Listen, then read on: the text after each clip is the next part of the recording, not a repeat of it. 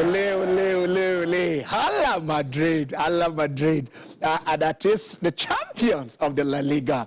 And the La Blancos, you can't take that away from them. What do you do when you have won that title for the 35th time? I tell you, not one, not two, not 10, not 20, not 30, but 30 plus 5, 35 times they've been champions of Spain. And to do that when you have one of the greatest side as your rival right there, it makes it the more sweeter, it makes it the more merrier, it makes it the more historical. And I tell you, when the man came before and the man said, I got you the La Decima, they looked for that thing for years and couldn't get it. After the 98, 2000, 2002. They said, what do we do? They stopped at number 9. And then they went to Italy and got a man, the man who has won it twice with AC Milan, the man they call Carlo Ancelotti, and he won them the La Decima. But he didn't win the league, and they said, no, something was missing. He left, and after so many years, he came back again. And in his second missionary journey, in his second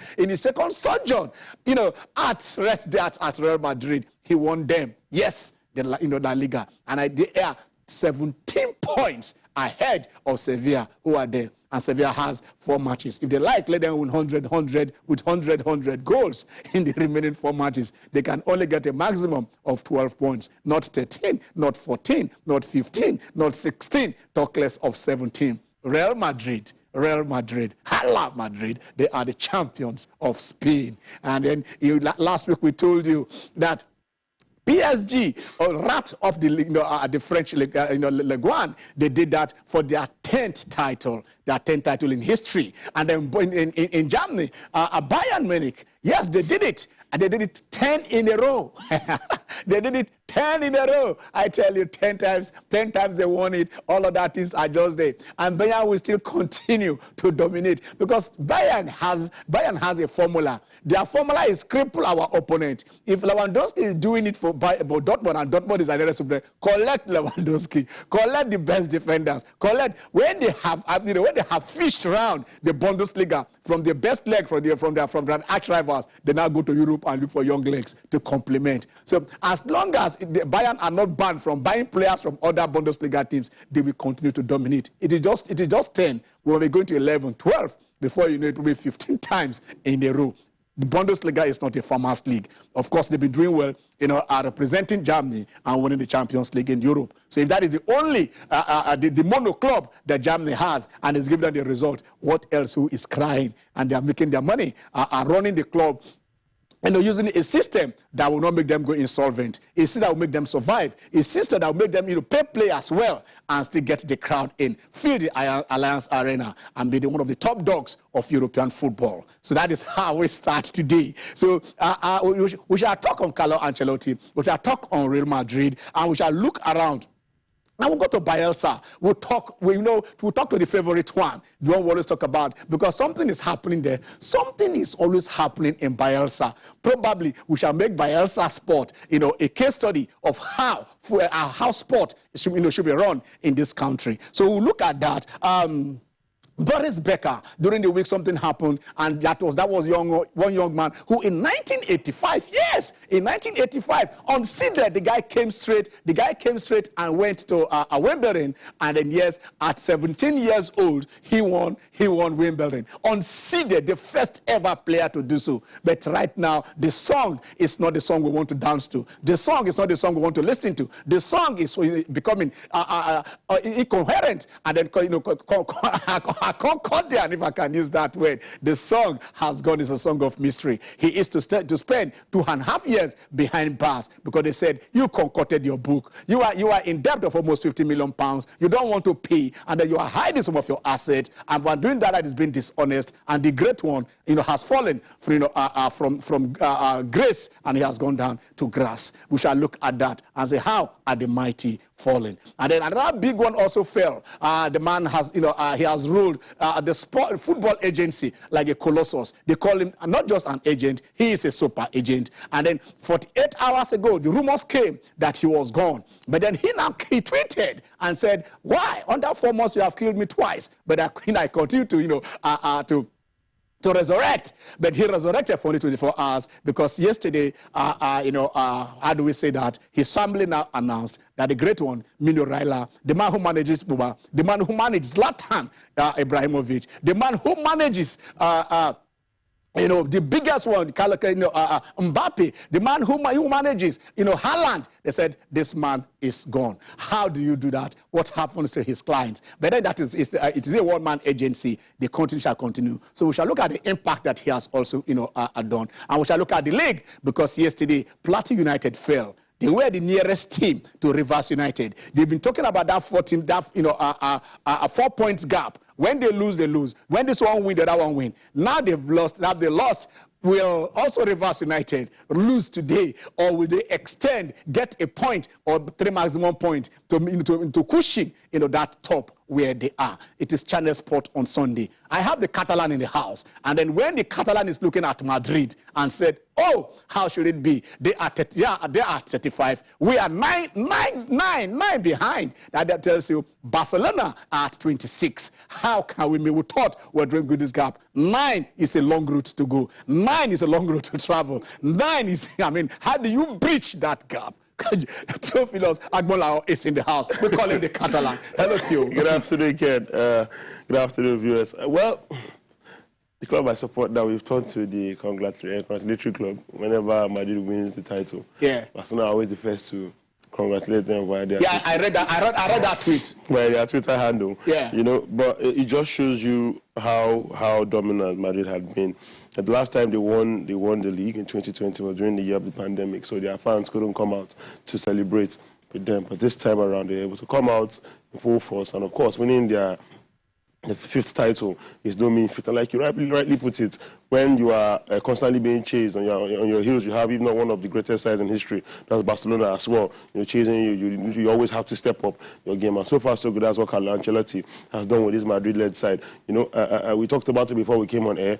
Karim Benzema is probably having the season of his life. And he's been really, really impressive.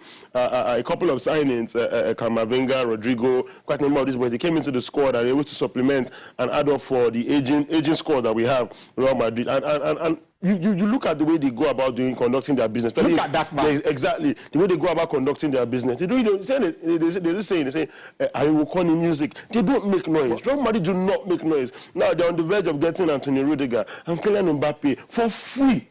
And let's not forget, last season they got Alaba for free as well. I think that's like the biggest footballing coup ever. They're currently in the semi-finals of the Champions League.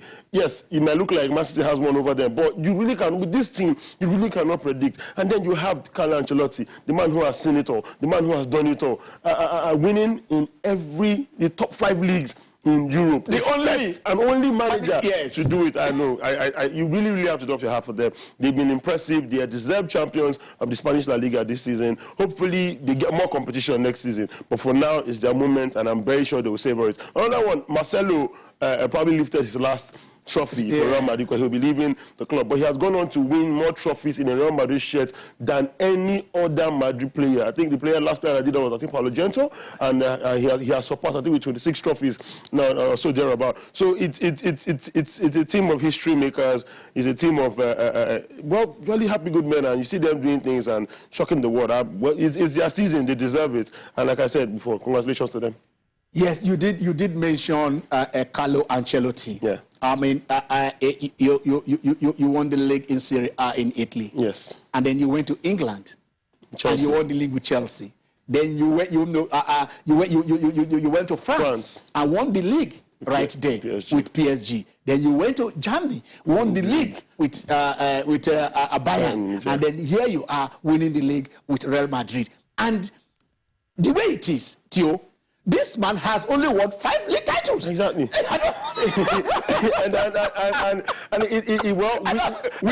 Real Madrid, it wasn't the first time of accent. Yes. Because he had come, like you said, on the second missionary journey. Yeah. He had come before now. And he was able to get them that elusive La Decima. I remember when we talked about it all those years ago when they won it then on Sports Palava then. And quite a number of people doubted his ability to do it, but he just goes on to show that, see, I'm a master of this game. And he really indeed is the master of the game. Now, on his second journey back, to Real Madrid. We had issues whereby Madrid had coaching issues on how they're going to probably employ Lopetegui or someone, and then, you know, top 6 and all of that. But they were able to get their man, Carlo Ancelotti. I know quite a number of Madrid fans who are still skeptical about... Because he was at Everton. Yes. And Everton wasn't... Everton were, I think, like 18th on the table. Yes. That's the biggest step up in history. Yes. Moving from 18th Everton to first with Real Madrid. You know, but he is a master of the game. And he is not here by accident. He puts in the work with this the squad he has at his disposal. I think Madrid, like I said before, are deserved champions of the La Liga. Yeah, they are deserved champions of the La Liga. Like you said, he has done this without trumpeting. Yeah. He has done it coolly. He has done it, you know, with, you know, not a divided house. You know, his dressing room is intact. They are happy, and then, you know, he comes in seamlessly and he goes. You won't know when he has entered the club and when he leaves. No controversy, no bitterness when he leaves. And that is what I'm talking about. It is not how you enter, but how you live. Exactly. Because if you have left Madrid the last time under such terms like some people leave clubs, he wouldn't have come back. The opportunity to come back and make the history he has made at the club. You understand? Made history, because this is a title, a record extending win, because it is a record. When he won the La Decima, it was a record. Yeah. He wins this, it is a record, and he's just doing it. And probably after this, he will move again. All right. I'm being told that we can't go to Yenegua. I'm being told that yes. The Kid Dynamite is ready to join us from Yenegua. Sometimes you have your favorites that interact. I think we've talked to him here almost about 5 or 6 times. We're always having him. But and why do we do this? Every day you get surprised. When you have pleasant surprises, not surprises that break your heart, where else do you go? That is why there's some people have houses, they don't have home. There is a difference. Your home is where when you live, you come back. But you have a house, an edifice, and when you go there, you don't feel happy. You are not comfortable. Then it is just a mere house. It is not the comfort that is there that makes it a home. It is, it is the contentment, and that is why we have every year, every month, something pleasant is happening from Bayelsa, from Yenegua, and then so it is a pleasure for us again today, for us to talk, have a little chat with the Commissioner for Youth and Sport in Bayelsa.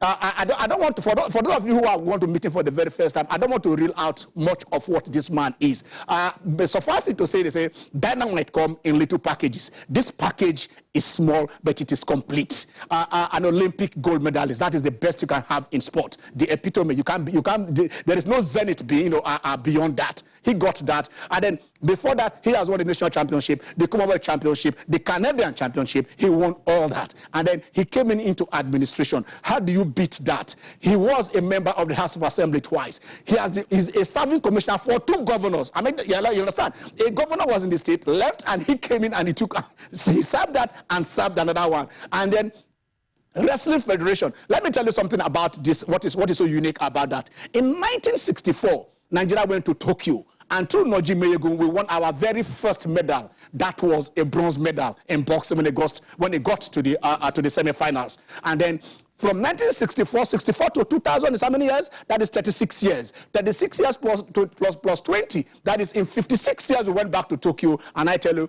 we only added a silver. And that silver came courtesy of wrestling.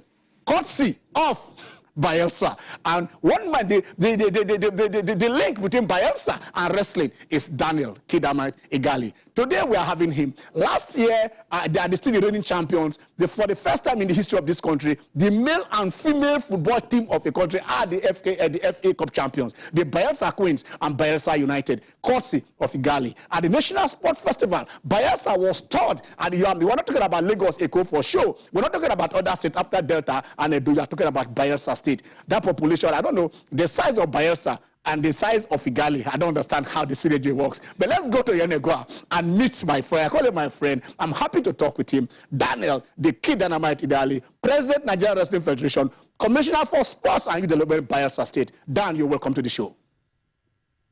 If I was contesting an election, you would be my campaign manager. Thank you for having me on your program.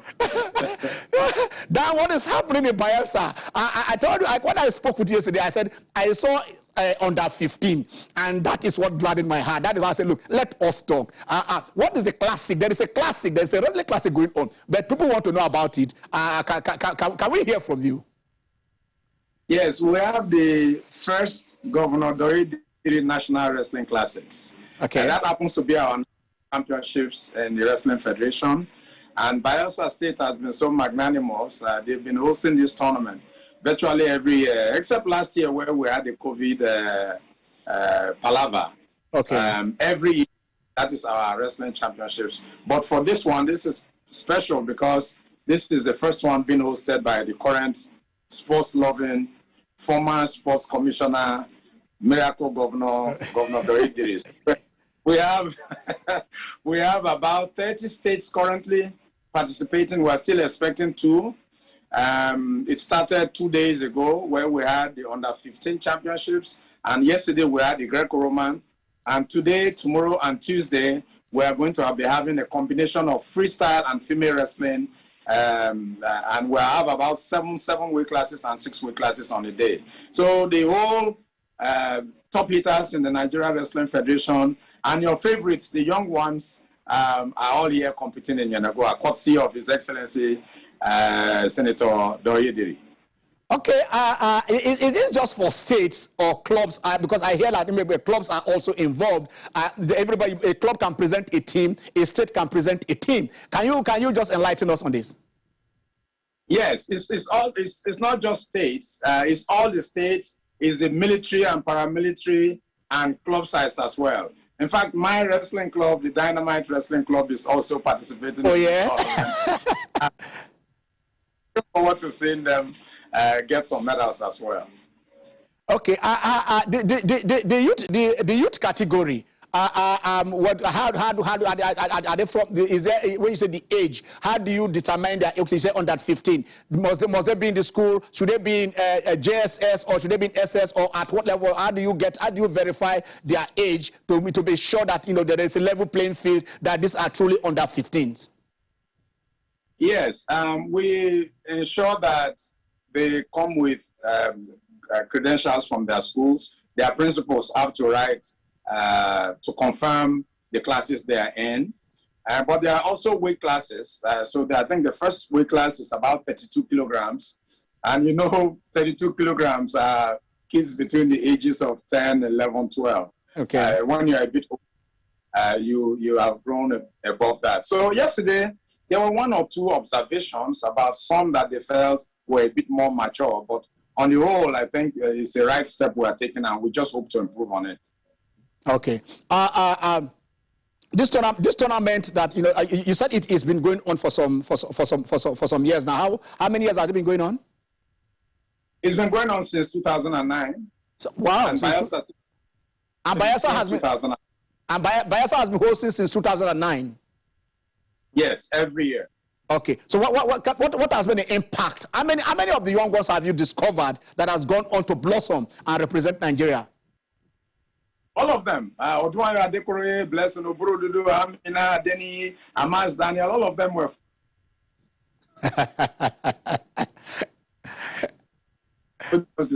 And this is where they have come. Are we freezing? Hello. All right, we'll still join. We joined Daniel Galiva, who is the Commissioner for Sport in Bayelsa State. Theo, I like it when you ask somebody a question, yes, and he doesn't think. It spontaneously he gives you the answers, because he's not thinking about how to cook the book. No, he's feeling facts. Yes. We just asked now how many people. The aim of age grade competitions is to see kids blossom and then go on to do bigger things on bigger stages. And he just mentioned the Burudu Blessing. He mentioned Adekore just yes. And these are names that we obviously know, because the Burudu, like you said, picked up the medal the silver medal, our best performance. Over there in Tokyo. Yes. I feel before I came on, I was talking to my friend. Like I feel Adekore should have done better. Yes. Maybe she was overwhelmed. Maybe I don't know what happened, but she's easily not the best in Africa at the moment. I think number 2 in the world. Yes. So and coming off with a competition like this, because you are able to get the governors to host consistently over the last, about 12 or 13 years, yes, 2009. You know, that it shows your commitment to, 13 years. exactly, it shows your commitment to seeing that the sport that you love is constantly on the rise at every given point in time because you have the ability to do so. And Yemi says it almost every time here. Say, find people that will run sports with their money and not people that want the sport to enrich their own pockets. And that's what we are seeing Dan Igali doing consistently. And you are seeing the impact it's had on the state, and by extension, the impact it's had on the country. Because when they go out there to represent us, they go out there and they make us proud every single time. You can only do this because you have the passion for it. And you're seeing the young ones grow, courtesy of this young man that was on the screen here. Yes, we're seeing them grow. We'll still try to see we can link up with Daniel, because when you are discussing with Dan, you have something to learn, and in an environment where we are always lamenting, where there is no money for us to go for competitions. The wrestlers are always going for competitions. There is no money for us to host. Nigerian Federation or the host Africa, they've been hosting international tournament, and then when you now look at coming down, we want to see the magic. What is happening there? They said it is not the size of the dog in the fight, but the size of the fight in the dog that matters. And that's what Bayelsa is all about. As small as it is, they are trying to show that things can be done rightly when you have square pegs in square hole. I think Dan is back. Dan, are you back? I am back. Very sorry for that hitch. Right. Okay. You are really. When these few seconds ago, I just talked with Atio and said, when you are asked a question and you answer spontaneously, you don't need to think before you read out those names. Then we all know that somebody is speaking facts. Okay. You've told us all those that are going down there. But I said, I want to pick a lot of things from you. Your team went on the Bayelsa team, and now I'm talking to Dan now, because there are a lot of Dan in front of me. There is the Dan of the president of Nigerian State Federation. There is Dan of the Commissioner for Youth and Sports in Bayelsa State. So let me talk to the commissioner this time around. Bayelsa went on to win the amputee championship. Tell us about that. Yes, the para-national championships. This is the first time in the history of Nigeria that we've had the para-national sports festival. That is, they are separate from the able-bodied. Just as we have the Paralympics, this is the first time we did it. Yeah. And Bayelsa went with a team, not even a really full-strength team, because of some of the hitches we had. But we went and won 33 gold, 30 silver, and 32 bronze medals to emerge overall champions in the inaugural event. So we're very pleased with that. And I think that just goes to show the support the governor has for the disabled and or special athletes, as we call them. In Bayelsa, we don't discriminate against anybody. We pay a lot of attention to them. And it is said that any society should be judged by the way they treat their less privileged. And that's what we're doing here. Okay. Okay. Let me come back to the president of Nigerian Wrestling Federation. You are the president of Nigerian Wrestling Federation, and also the whatever. But let me ask you: do you have a state chairman of Wrestling Federation in Bayelsa State? We have the state association chairman in Bayelsa State. In Bayelsa State. Mr. Yes. Okay. Can you give us the name again? Dr. Okpoyi. Okpoyi. Okay. Name. All right. So how do you at the national level relate with them at the state level, vis-a-vis going to the grassroots? What is the relationship between the state chapter and the federation? Well, it's mostly in our interactions. As you know, some states are a bit more serious than others, and like it is everywhere else in the countries, when that happens, you tend to have a little bit more relationship with those who are much more serious than others. What we do is we have regular interfaces with our serious association chairman, and especially in these tournaments that we're having. This is a national one, but we have been encouraging zonal championships as well, and especially under 18, under 15 championships. So that's where we normally have our interactions with the secretaries of the associations, the coaches, and the chairman of the associations. And when we come to national championships like this, we have our general meetings with all of them to give them ideas on what we are doing and what we expect from them. Because as you know, when we're talking about the delivery of the discovery of talent, you cannot do it without the states and the local governments. So we must have that synergy with them to be able to have good talents coming from different locales around the country. That, you know, channels we are noted for, you know, our youth policy, you know, the Kids Cup, the channels Athletic Classic for the secondary school. The kids Cup that we do is for primary schools under 13. So it tells you where we go to. So that is why, you know, we have the special interest when it comes to, you know, youth development. I want to ask you this: the role of schools. You are who you are today, or you know, let me say, 90% of who you are today is, apart from your talent, is the education that you have gotten, which you have just synergized. I want to ask you this personal question, and that is the thing. You were in Nigeria and you had issues schooling at the University of Jos. Yes. You had challenges. Now, you are free to talk about it if you want to. But then, how are you making sure that the challenges you had as a student at the University of Jos, that those you are bringing up will not have such challenges, that they can go to school, you know, interact with their schools, and they see how they will not have issues because they are in national camps while others are studying and writing exams? That's a heavy one. How important it is, and you brought up the issue of Jos, so yes. I'll just maybe touch on it quickly. I was a third-year student in the University of Jos in 1994. When I left, studying English, I was majoring in English when I left for Canada. And at the time, I was carrying over about 11 courses, not because I failed any of them, but because I wasn't given the opportunity to write any exams when I was traveling and representing the country. So it got to a point where when I was in Canada and I had the opportunity to go to school and also be able to wrestle, which was my love, it was a no-brainer. I didn't even think twice about it.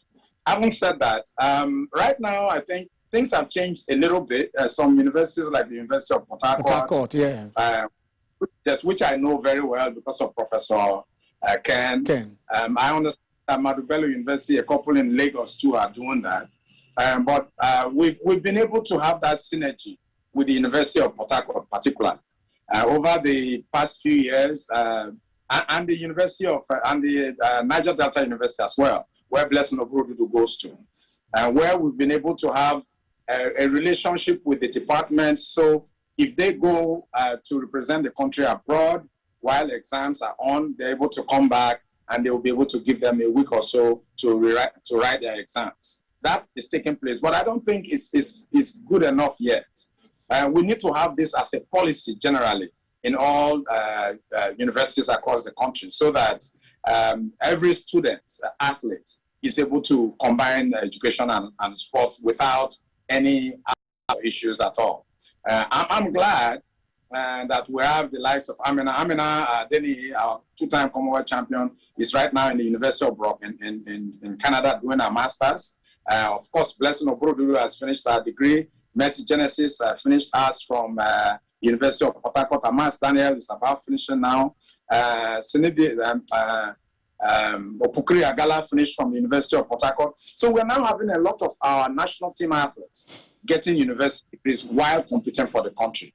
While this is not still complete as we would want it, it is a good progression, because while I was on the national team, I was probably the only athlete in the university, and it's changing gradually. It is changing gradually. It gladdens my heart. And then, you know, you kept on giving us the names, their schools, and which tells you that here is a man who knows what he's doing. Here is a man who is, you know, who is in touch with his roots and his athletes. Let's go this way. Odoyo is also in Saskatchewan, at the University of Saskatchewan in Canada, doing finishing up her first degree. And she just came back yesterday. She's at this tournament to come and get a place on the national team. Yeah, I can see the Canadian connection. I can see it. I'm not seeing anything done, but I can just see the Canadian connection. Okay, let us come back to the basics again, and then because we know, I remember the other time you were lamenting of when they gave you guys 20 million to run the federation, and then that was just the issue. But let's look at infrastructure down. I know on this show where I had you and I had the chairman of Kwara State Wrestling Federation. Remember where you Kwara State Wrestling Association when we're talking about the mat, and you were talking about maybe about 6 million, how much to have the mat. But let's with wrestling and that, and I'm now coming to your constituency, Bayelsa. How much are you looking at putting infrastructure in place? From the other governor you worked with to the new governor that you are working with in their office, what are you looking at in the in the local government areas, in the schools? How are you prioritizing maybe that the entire district or local government? Let us put this, let us put that. What is the state of infrastructure, sport infrastructure in Bayelsa State? Okay, first, I think we should go to what is more critical and especially exciting for you, as you've said, and that is youth development. Development, yes. Bayelsa State today is the only state in the country that has a functional sports academy, where we have 13 sports, and I'm happy to report to you that out of the 9 weight classes, under 15 weight classes that we had in the tournament 2 days ago, Aswama Academy, the sports academy of Bayelsa State, won 4 out of the 9 gold medals. So you can see where we are starting from. Yeah. And we have quite a number of schools. We have St. Jude's Girls Secondary School. We have one at Otuakame, a secondary school in Otuakame. We have affiliations with them, and we're trying to provide wrestling mats. And there are several other places across the country, across the states, in different local governments, 8 local governments that we're now looking at swimming pools as well. We have stadiums in all the 3 local governments, 3 senatorial districts, but it's something that we want to start to get in all local government areas as well. I think Delta State kind of gives a good platform on how they were able to achieve that. Those are a bit different from us. The Deltas and the those pillars and pillars are the ones we're now trying to emulate. So while we cannot say we have the same sporting infrastructure as other states, I think we are very picky in what we do. As I'm talking to you, the state government is building a stand-alone wrestling gym, which no other state in Nigeria has. No state in Nigeria has a stand-alone wrestling gym that will house about 2 mats and seat about 1,000 people. And I can report to you that by the time we'll have this same competition next year, we will be having it in that stadium that is currently being built by His Excellency Senator Doyediri. So we have areas of comparative advantage, mostly in the combatant sports, and we are going to do as much as we can to get the best out of them. We also do, as you've just enumerated earlier, pay a lot of attention to our football teams. There's no football team in Bayelsa that has the same welfare package in Nigeria that has the same welfare package as the football teams we have in Bayelsa, Bayelsa United and Bayelsa Queens. And that is why they've gone on to do well. For every game that Bayelsa Queens wins, they get 1 million on top of their winning bonuses. And for every goal that they score, we pay 350,000 for every goal. And the first one goes to the goal scorer, the second assist, and the third assist. So a goal scorer doesn't think he's the only person getting the 350. So that's what we do for both teams. And we're hoping, last year, Bayelsa Queens won the ITO Cup, but the national championships, where they had the Super 6, eluded us. Yes. I am almost certain that this year we'll be able to wrap that one up because we have been making our preparations there as well. Okay. We want to open the lines. I think we can do that so that maybe some calls can come in and then they can ask you questions also and then see how the magic is being performed in Bayelsa State. But let me ask you this question. Some people ask the tough questions, but then it's only the tough people you can have tough questions. Dan, are you looking beyond Dan? You just talk about beyond Dan, beyond the administration that you are serving. You talked about Bayelsa United, how you people are doing that. Tomorrow, I hope when there comes a Caesar, a Pharaoh who do not know Joseph, what have you putting in place to make this club independent, to make them self-funding, to make them self-running without the input of the state governments?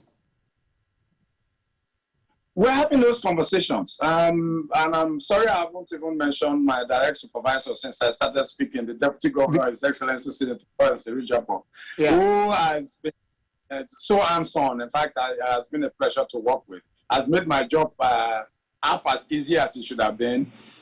We've had several conversations with development partners, and in the next couple of weeks and months, we are going to be touring essentially the length and breadth of Nigeria, led by the Deputy Governor, just on what you've been talking about. Because we also know that if you have a sports-loving governor, things will go on well.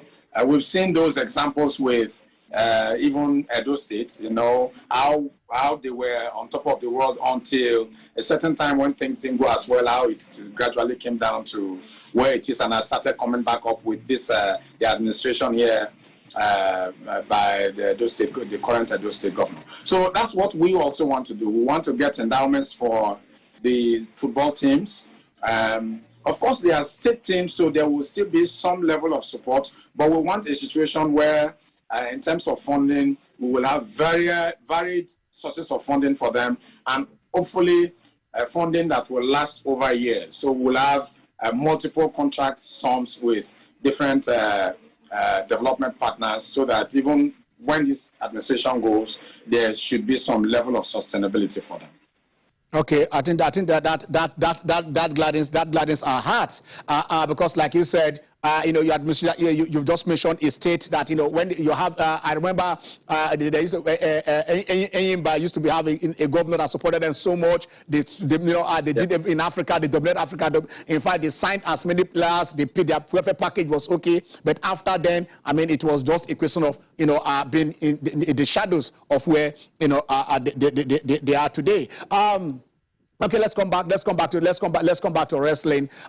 You're talking about comparative advantage, and then you said the academy that you guys have. You say you have about how many sports? 9 or 13 sports? 13 sports now. 13 sports. Okay. Also, apart from the academies, the schools that you have in Bayelsa State. One, it's been long. I've not seen. I think the Bayelsa team have not come to Channels Kids Cup. I'm sure I will check that. I hope by next year when we do this, we would have done it this year, if not for COVID. We want to see. Are you guys having the schools cup? Football and let us take football for example. Do you have the primary school schools cup, secondary school principals cup? Do you have things like that running now in Bayelsa where you pick your state champions? Yeah, we are having our Principals Cup, I think June. We're having the Principals Cup in June. And I don't know if you've heard of the Restoration Cup that Bayelsa has. No. It's probably the most unique cups we have in the country. Last year, we had 160 teams, which makes it the largest football competition anywhere in Nigeria. This year, we have 206 teams that are registered to play in the, this is now, we call it the Prosperity Cup now, headed by His Excellency Senator Ediri. So 206 teams are registered for it. We do have a lot of such programs running in Bayelsa, and it will take a while for these kids to get up to speed, but in another 4, 5, 6 years, I think we might start looking at competing with the likes of Delta and Edo. I mean, is that for the is it for secondary school students? Yes, it's for the Principals Cup is for secondary school students. Okay. The Restoration Cup is open to all of them, but you can't be above 20. So that is still quite mostly populated by secondary school or people just about leaving secondary schools. Okay, because the Channels Kids Cup is for under 13 primary school and under 13. I mean, that is the thing. First of all, it's for primary school and for the under 13 years who are in the school. So you can be in primary school, but if you are above 13, you are not qualified. And then that is just the thing. So when are you going to start having a primary school competition so that Bayelsa can be represented at the next edition of Channels Kids Cup? When is the next edition of the Channels Kids Cup? Because it is not this May. We're talking about May 2023. Okay, if it's May 2023, you can rest assured that you will have a team from Bayelsa State. Take that from me. we'll hold you for that, and then we'll see how it's going to be. Okay, let us now talk about wrestling. Post-Olympics, what has been the plan? And then you guys just came back. Thank God your mandate was renewed, and then you and your board. What are the plans you have in making sure that we go beyond a silver? And also, what tournaments can you guys have in Nigeria so that a wrestler will know that he can earn his living by wrestling, just like I think was wrestling in India and other places where you can they can do that. How is there a possibility? I know you will discuss, have a tournament, get it there, or maybe do the classic in about 4 or 5 states, or run down so that people. But I know sponsorship. But do you have such plans to make wrestling a career? A career. Somebody cannot just be employed by the State Sport Council. You can be wrestling and be earning your living as a wrestler. That's really something that we would like to do. And I don't want to completely rule it out, but the climate we have in Nigeria, I like to be very realistic. Right now, just having competitions for your athletes to be competing about 3 or 4 times a year is a big difficulty.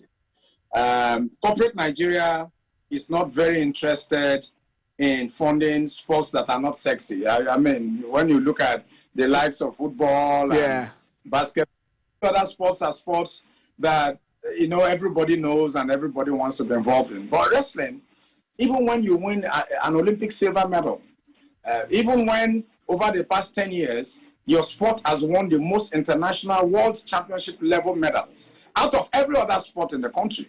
Even when you've gone to 3 Commonwealth Games, and on the average, you are winning 3 gold medals at every Commonwealth Games, and that never happened. Up until the time we came on board, the best result we had at any Commonwealth Games was 1 gold medal. And that was in 1994 Commonwealth Games. Now you are almost winning about 3 gold medals every Games, and still you come back from an Olympics with a silver medal, and you don't have 1 sponsor from Nigeria, from any establishment in Nigeria. So to now talk about having a league has to be funded and sponsored by companies. If you cannot get 1 sponsor for Oborodudu in Nigeria, yet a company in the United States is now funding her. In fact, even at this competition, if Oborodudu wins, she has a bonus from a company in the United States. That is the irony of the country we live in. Everybody is happy that you go and you do well for them.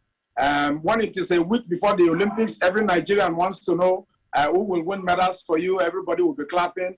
But the moment you come back from the Olympics, you are stuck with what the federal government does for you or what your state does for you. Everybody else just raises up their hands and says, thank you for the job well done. So it is difficult. It's been a tough one. If you're not someone that is passionate about what you are doing, most of the athletes will not be doing sports like wrestling.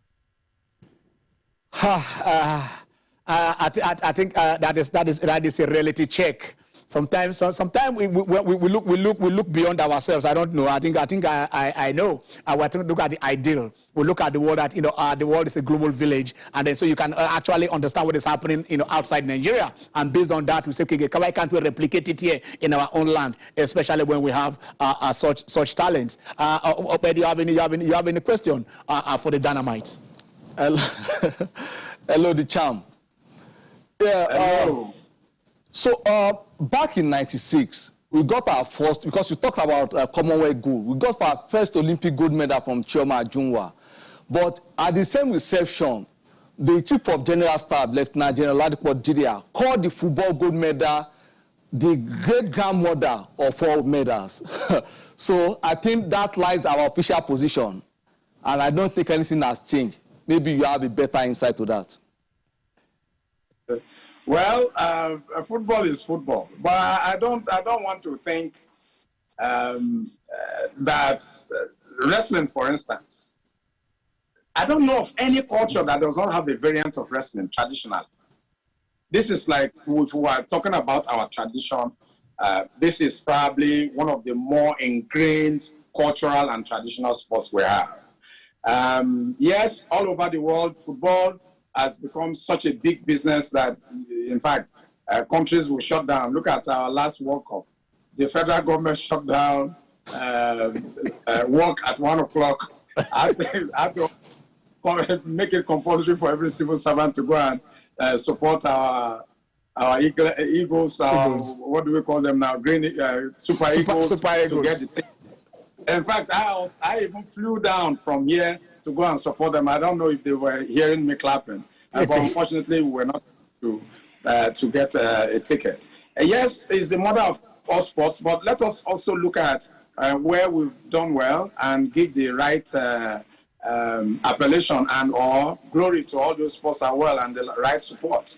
I don't want to live here and make anybody think that we are abandoned as a sport.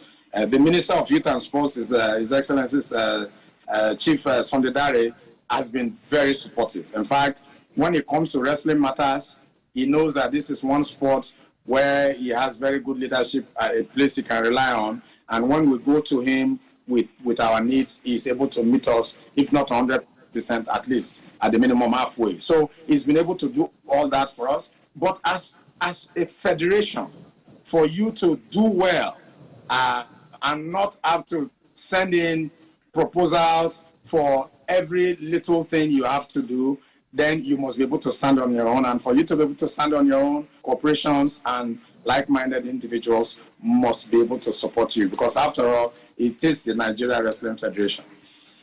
Okay, Dan, I think this is where let us just end this conversation here today, because I know we'll still come to you, and there will still be more sweet news that will bring us to come to, reach to Bayelsa where we are here. Thank you very much for being our guest today, Dan. Thank you very much for having me on your program. All right. Okay, we are going on a very short break again, and when we come back, Channel Sport on Sunday continues.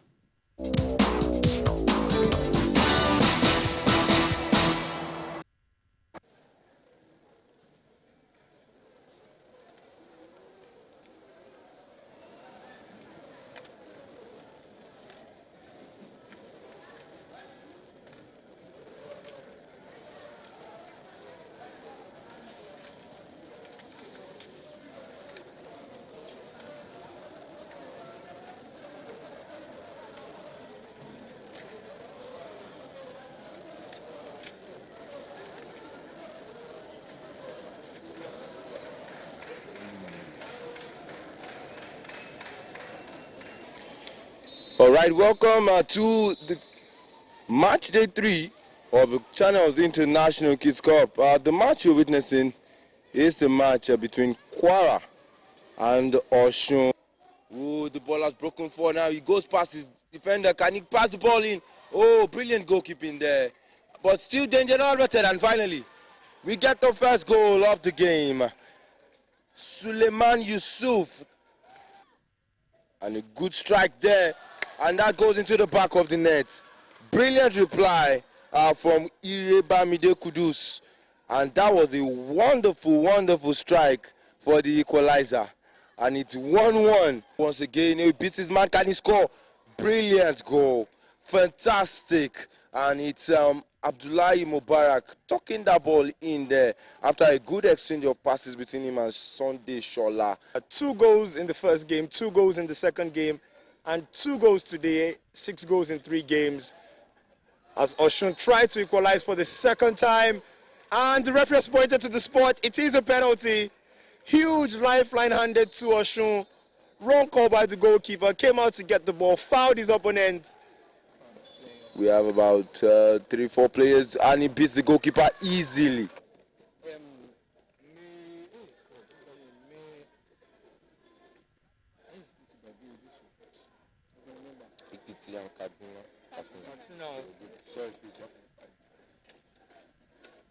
Hello and welcome once again to the Channels International Kids Cup. It is the preliminary rounds of the final day right here, and it's a match between Niger State New Tunga School and Ekiti.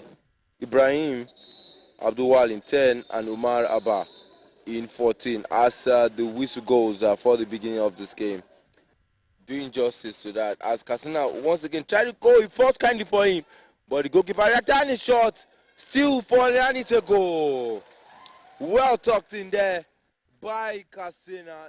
The boys from Ekiti couldn't clear their lines. They were all.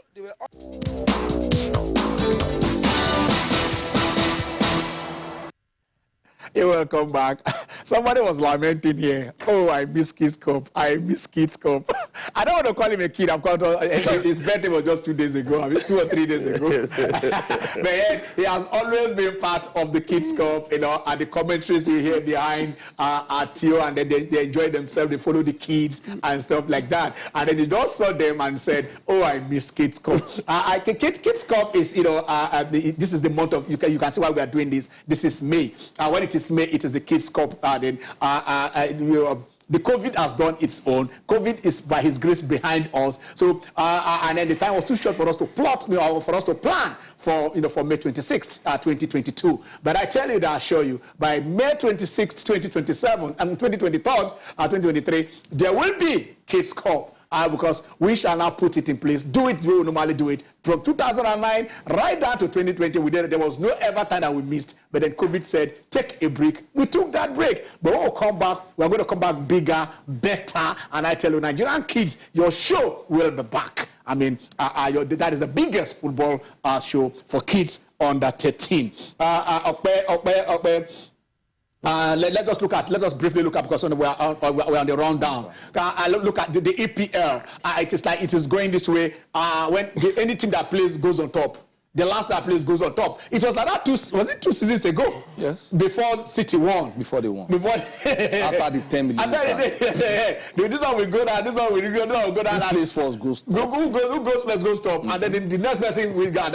We're having about four matches to go. How this is panning out? Yesterday the same thing. Liverpool played first, went on top after beating Newcastle. Then Manchester City now came in and then scored 4 goals. Nobody thought that was what is going to happen, and this is it. Yeah, I think unfortunately for the first time you have to play a final. You win the final but not get the cup. Yeah. Because Klopp have said they are going to play 8 finals. Yes. So now they have 4 left in the Premier League. They have 2 left in the Champions League and then 1 more in the FA Cup. Yeah. So unfortunately, if they play well in the FA Cup, they could win it. Play well in the Champions League, it's done. But in the Premier League, win all the 4 matches, they are still at the mercy of. Because if City wins, they are all their matches, so they are home and dry. So I think, what they can only do is to ensure they don't drop any point, and that becomes a game of possibility.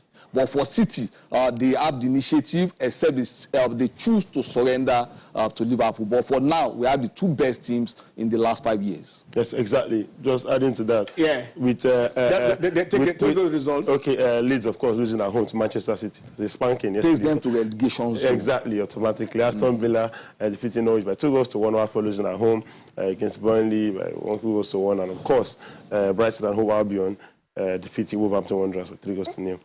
Now, Liverpool defeated Newcastle United yesterday by 1 goal to 0. And by Liverpool keeping that clean sheet, Alisson Becker now has the highest number of clean sheets in the Premier League. To put it into perspective, between Alisson Becker and Ederson Moraes of Manchester City, they have shared that honors for the past 4 or 5 seasons. So it just shows you how dominant Manchester City and Liverpool have been from their goalkeeping department down to the attacking department. And as it stands now, it is 20 for...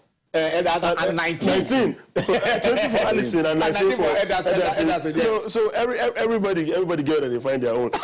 You understand? So it just shows you how consistent and dominant both teams have been. And looking at the table there, with after 34 rounds of matches played, Manchester City leading with 83 points. So what they've done yesterday, the 4 goals margin has closed the goal difference to 1. It's a 1, yes. So it's now 64-63. Yes. You know, so if you have a goals difference of 64, then how many have you scored? Exactly. Exactly. Those were the days when Milan will score 35 goals, concede 14, and win the league. Yes. So we're having teams even having goals difference of 64, 63. And last weekend, Manchester City scored 5 goals.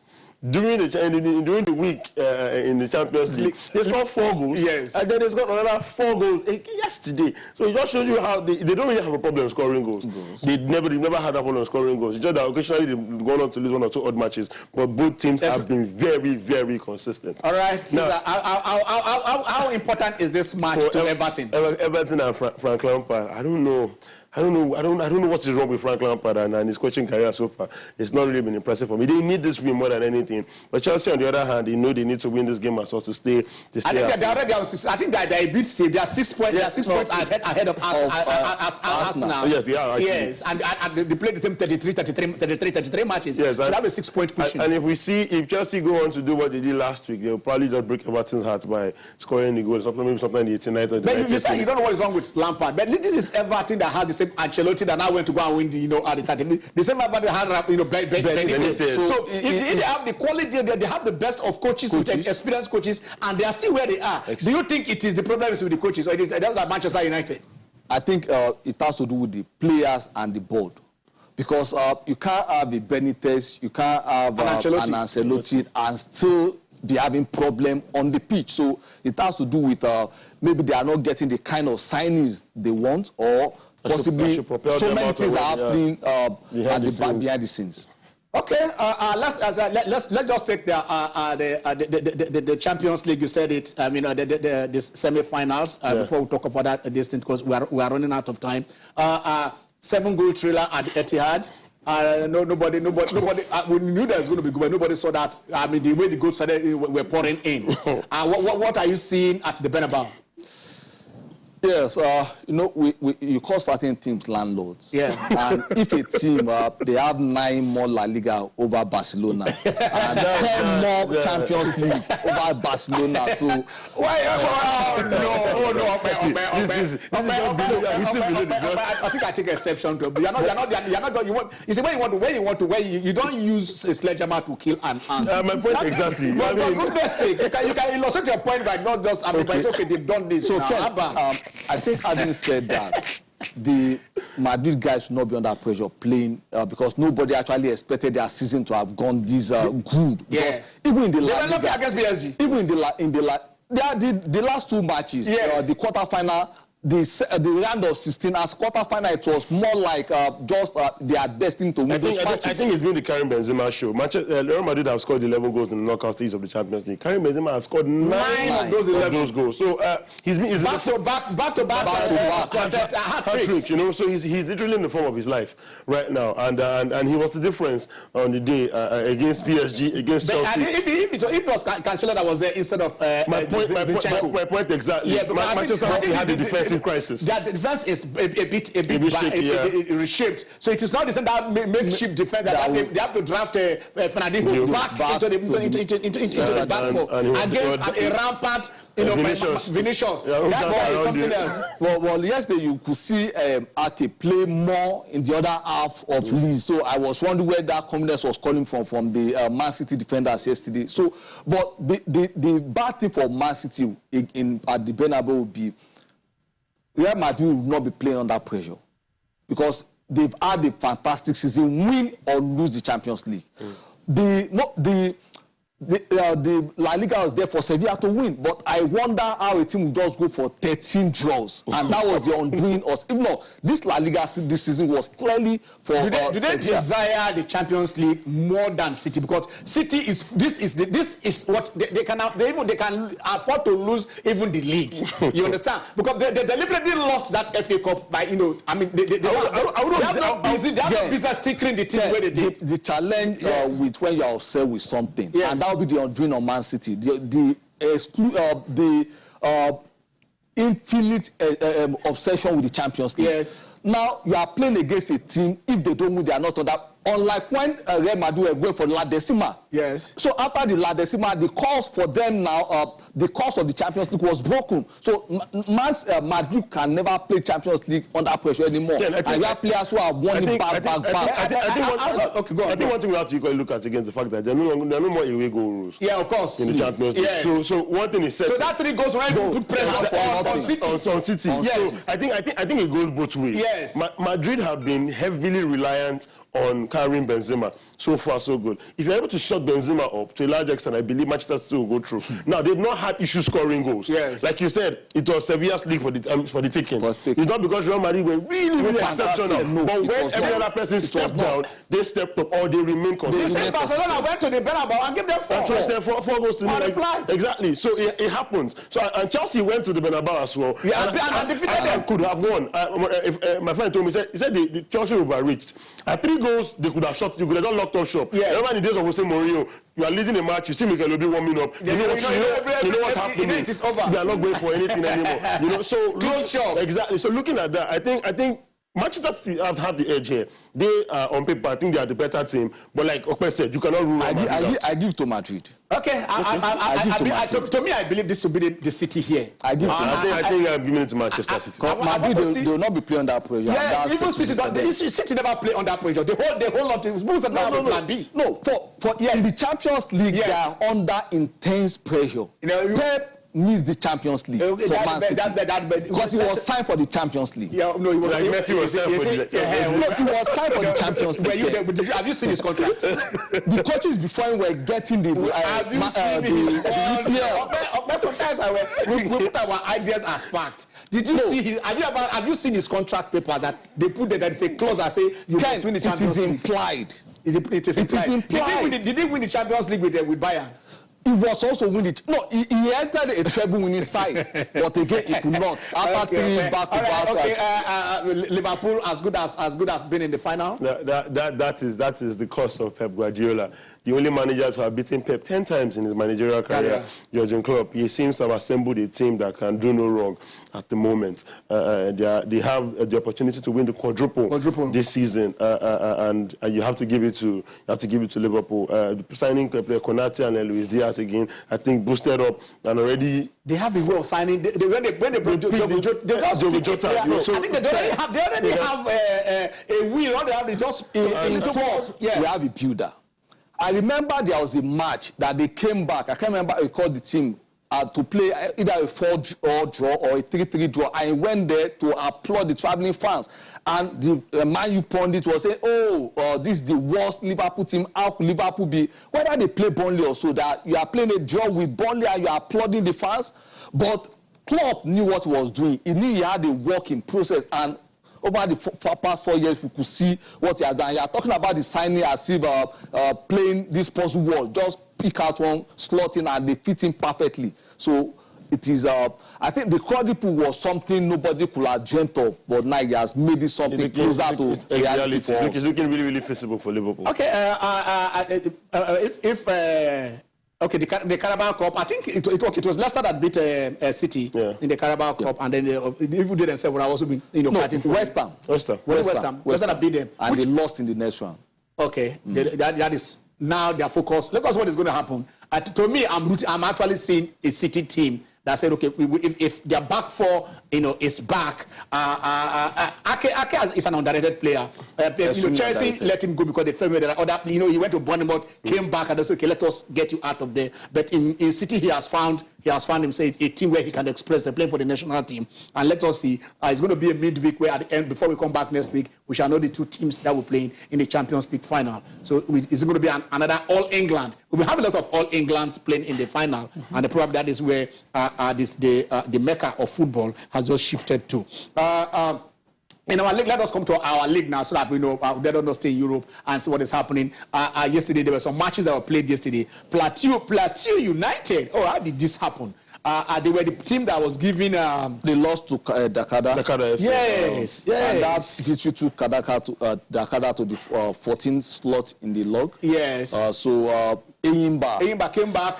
after the shooting disaster, beating Gombe United 3-0. Niger Tornadoes also, I think Kano Pillars maybe destiny for the drop this season. They lost to Niger Tornadoes. And they're not playing. They are not playing home. Yes. I think home is in Abuja now. Yes, they will play in Abuja. And let us have their fans who now continue. I mean, for Kano Pillars, sometimes we express these things. Kano Pillars is an institution. Kano Pillars probably get Enyimba out of there. It has been the most consistent team in the league in the past decades. So for goodness sake, your fans, and that's what we need, fan education. And that's why sometimes I call this FA to order and say, look, what have you done in this respect? Ask yourself, what has been. I mean, violence in football, in the past 8 years before you came in and now, how have you been able to tackle different facets of the challenges that is facing Nigerian sport? This is one that might kill football. This is one that tell the fans not to come. This is one that asks the referees not to, because if you are not, if you are afraid for your life and then you are with the whistle, you are bound to please the home team. This is one that also find said like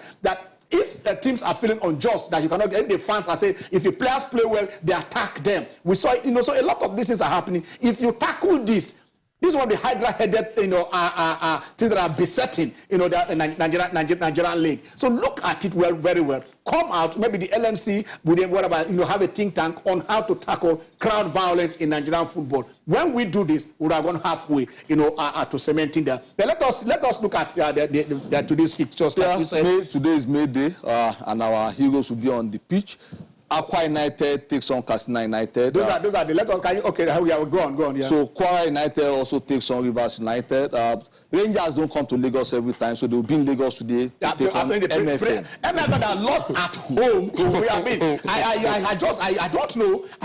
To Wiki. Yeah, to Wiki. I mean, that was. I can't believe that. 0-2 to Wiki. Atlant takes on Abia Warriors. Okay. Eastern Derby. Remo Stars Wiki Stories. Shooting Stars takes on Sunshine in Akure. Lobby against National United in Mako. All right, that is where we are closing because, like you say, you saw them standing. Rivers United are still there, and then today they go away. They are playing Kwara United. If they can pick a point, it will be 5 points clear. But we are home.